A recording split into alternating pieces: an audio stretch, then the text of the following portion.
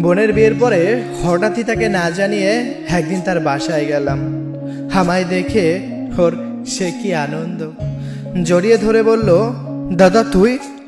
না বলে হঠাৎ, হায় না ভেতরে আয়। কথাটা বলে বোন হাত ধরে টেনে নিয়ে গেল ভেতরে, বলল, তুই এখানে বস, আমি তোর জন্য খাবার নিয়ে আসি। আমি বললাম, এত ব্যস্ত হচ্ছিস কেন, সামনে বস, তোকে একটু দেখি। হ্যাঁ, বোন বলল, আগে খাবার নিয়ে আসি, তারপর না হয় দেখিস। গাছের পাকা পেঁপে আছে, আনতেছে দাঁড়া। বলেই ছুটে গেল। কিছুক্ষণ পর এক বাটি ভর্তি পেঁপে নিয়ে এলো। এত পেঁপে আমি কি করে খাবো বল? বোন বলল, পারবি, শুরু তো কর। শরীরের কি অবস্থা দেখেছিস? আমি না থাকায় হয়তো তোর ভালোই হয়েছে। খাওয়া দাওয়া নিয়ে জেদ করার কেউ নেই। দু চারটা পেঁপে মুখে দিতেই বোন ভাত নিয়ে এলো।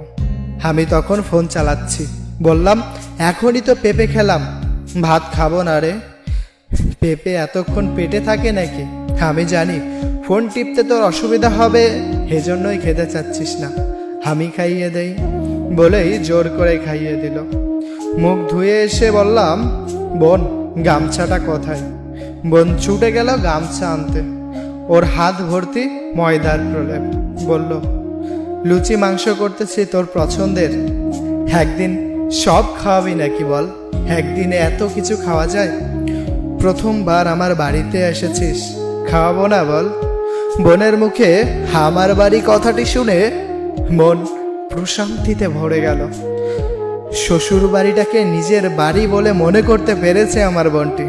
তার মানে সে অনেক ভালো আছে। ওর যত্ন দেওয়া যেমন বাড়তেই লাগলো। বলল, হেই দাদা, চুলার কাছে একটু বস না, গল্প করি। আসলে গ্রামের ছেলেরা যখন বোনের বাসায় যায়, শুধু গ্রামের না, প্রতিটা ছেলেই যখন বোনের বাসায় যায়, প্রতিটা বোনই ঠিক এমনভাবে আপ্যায়ন করে। চুলার কাছে বসলাম। বোন খুঁটিয়ে খুঁটিয়ে সবার খোঁজ নিল। হেই দাদা কেমন আছে রে? হেই ছোট ভাই কেমন আছে রে? হাব্বু আম্মু ঠিক মতো ওষুধ খায় তো? বলতে বলতে সে অনেক গল্প। এর মধ্যে দুইটা লুচি সহ তরকারিও খেতে হলো। এখনো লুচি বলছে, কপালের কোণে ময়দার ছাপ, রীতিমতো দেখে ঘরোয়া বউ হয়ে উঠেছে। আমি বললাম, কিরে, আমার বোন তো এখন রীতিমতো ঘরোয়া বউ হয়ে উঠেছে।